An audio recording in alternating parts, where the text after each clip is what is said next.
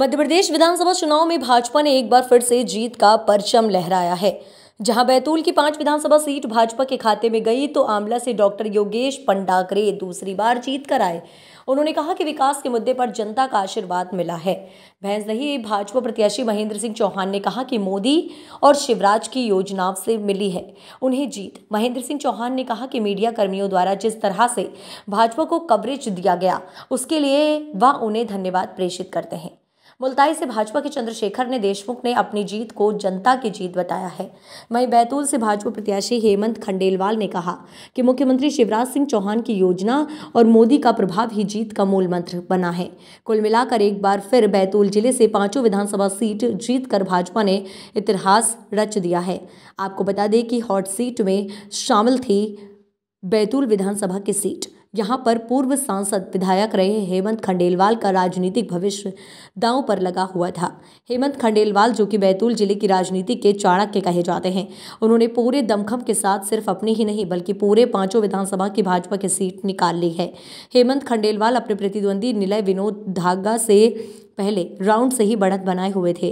धीरे धीरे ये बढ़त बढ़ती चली गई। यही हाल अन्य 4 विधानसभा की सीटों के थे, जहां पर भाजपा प्रत्याशी शुरू से ही अपनी बढ़त बनाए हुए थे। 5 विधानसभा सीट से भाजपा की जीत से भाजपा कार्यकर्ताओं में पूरा जोश और उत्साह देखते ही बन रहा था। कार्यकर्ता द्वारा जगह जगह आतिशबाजी का कर ढोल धमाकों के साथ जमकर नाचकर अपनी खुशी का इजहार किया जा रहा था तथा एक दूसरे को गले लगाकर बधाइयां दी जा रही थीं। विजय प्राप्ति के बाद सभी प्रत्याशी विजय रथ में सवार होकर निकले। विशाल जुलूस के रूप में जनता का आशीर्वाद मिलने पर आभार जताया। बताएं आज की जो आपकी बड़ी किसको दे रहे हैं? मुल्ताई विधानसभा की जनता की सबसे बड़ी जीत है। उन लोगों के प्रयास और उन लोगों का आत्मीयता का संबंध, उसके कारण आज मेरे को इतनी बड़ी जीत मिली है। जीत का श्रेय आप किसे देंगे? जी, जीत का श्रेय किसे देना चाहिए? ग्रामीण मतदाताओं को मैं जीत का श्रेय दूंगा और शहर के भी मतदाताओं को। क्या इतने गैप के बाद क्या मुसीबतें आई इस बार आपको जो जिससे फाइट करना पड़ा जाता है? मुसीबतें तो चुनाव में आती है, पर अब चलते रहो तो चलते ही रहता है आदमी। क्या प्रदेश सरकार की कार्य योजनाओं का लाभ आपको मिला है? प्रदेश सरकार की जो योजनाएं थी, जन्म से लेकर मृत्यु तक की योजनाएं और लाडली बहना योजना का लाभ। अब आपका मुल्ताई के लिए आगे का क्या उद्देश्य है कि आगे मेरे 2013 से 18 के बीच में सिंचाई का रकबा बढ़ाया था। अब की बार भी सबसे पहले तो सिंचाई का रकबा बढ़ाऊंगा और विशेषकर युवा रोजगारों के लिए कहीं ना कहीं उद्योग खोलने का प्रयास रहेगा। मुल्ताई जिला बनाने की मांग को लेकर भी बहुत आंदोलन है। ठीक है, वो चलते रहेगी, नियमानुसार अपन बात करेंगे, अगर हो जाएगी तो कर लेंगे, उसमें कोई हरकत नहीं। आप प्रयास करेंगे उसके लिए। धन्यवाद। क्या चुनौती रही चुनाव में जो हम सबसे प्रमुख मुद्दा आगे लेकर चले थे वो इस क्षेत्र के विकास का था और माननीय मुख्यमंत्री शिवराज सिंह चौहान जी का भरपूर आशीर्वाद रहा। क्षेत्र के विकास के लिए उनके जो प्रयास रहे, जो उन्होंने यहाँ पे जो विकास कार्यों की जो सौगातें दी, उनके दम पर हम लोग चुनाव लड़े और निश्चित रूप से जो महिलाओं के सशक्तिकरण के लिए भी भारतीय जनता पार्टी की सरकार ने जो काम किया है, ये सारे मुद्दे थे जिनके बदौलत हम लोग यहाँ पर चुनाव जीते। और सभी कार्यकर्ताओं का बड़ा भारी मेहनत रही है और हम सभी लोगों ने मिलकर जो मेहनत करी, जो जनता के बीच में पहुंचकर भारतीय जनता पार्टी की नीति और रीतियों के बारे में जो हमने जानकारी दी जनता को, जनता का भरपूर आशीर्वाद मिला और हम बहुमत से विजयी हुए, लगभग 11,500। आप पिछली बार इकलौते विधायक थे और दूसरी बार चुनाव जीते। एंटी इनकम्बेंसी भी थी। एंटी इनकम्बेंसी तो तब होती जब सरकार के नीतियों के खिलाफ जनता का आक्रोश हो। यहाँ तो भारतीय जनता पार्टी की सरकार ने जिस तरह से कार्य किए, कहीं एंटी इनकम्बेंसी दिखी ही नहीं है। और पूरे प्रदेश में जिस तरह से भारतीय जनता पार्टी का परचम लहरा रहा है, समझ में आ रहा है कि एंटी इनकम्बेंसी किसके खिलाफ थी।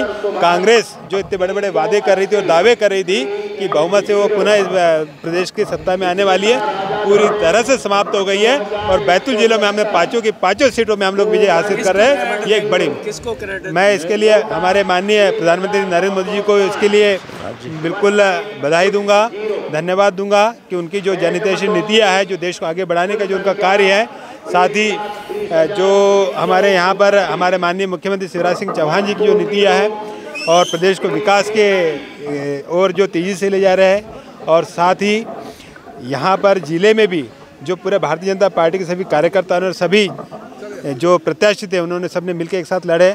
हमारे जो जिलाध्यक्ष थे सबकी मिलीजुली मेहनत है जिसके कारण हम लोगों ने ये विजयश्री हासिल की है। यह प्रदेश सरकार में इस बार बैतूल जिले के कितने विधायक मंत्री बन सकते हैं? आप भी दोबारा मंत्री बनने की दौड़ में है डॉक्टर साहब। निश्चित रूप से ये तो केंद्रीय नेतृत्व डिसाइड करेगा कि किसको क्या पद देना है, लेकिन इसके अलावा भी जो हम लोगों ने विधायक रखे, चाहे हेमंत भैया की बात करूँ या मैं अपनी बात करूँ, जितने विकास कार्यों को हमने लाया है, हो सकता है कई बार मंत्री भी उतने नहीं ला सकते हैं। इसके पहले कांग्रेस की सरकार ने जरूर यहाँ पर मंत्री दिया था, लेकिन उपलब्धि के नाम पर आप देखोगे तो आपको दिखेगा कोई उपलब्धियाँ उनकी नहीं रही है। उससे ज़्यादा तो हम लोगों ने विधायक रह के काम कर लिया। तो सबसे पहले मेरी ओर से बहुत बहुत बधाई कि जिन्होंने चुनाव भर जो भी कवरेज दिया है। जीत तो माननीय मुख्यमंत्री जी और हमारे प्रधानमंत्री जी की जिनकी योजनाएं हैं पूरे मध्य प्रदेश में और हमारे ज़िले में भी योजनाओं का लाभ मिल रहा है, इसलिए माननीय मुख्यमंत्री जी और शिवराज जी के कारण ये जीत हुई है। क्या चुनौती रही इस चुनाव में? जब से टिकट मिली हमने चुनौती नहीं मानी, हमने सिर्फ काम करने की कोशिश की, आधार पे ही हम चुनाव लड़े। महेंद्र सिंह रामा रतन काकुड़िया 30 जिस विधायक जीतता है उसकी सरकार भी बनती है, तो आपने प्रदेश में भी सरकार बनाई। प्रदेश में सरकार जनता के आशीर्वाद से बन रही है।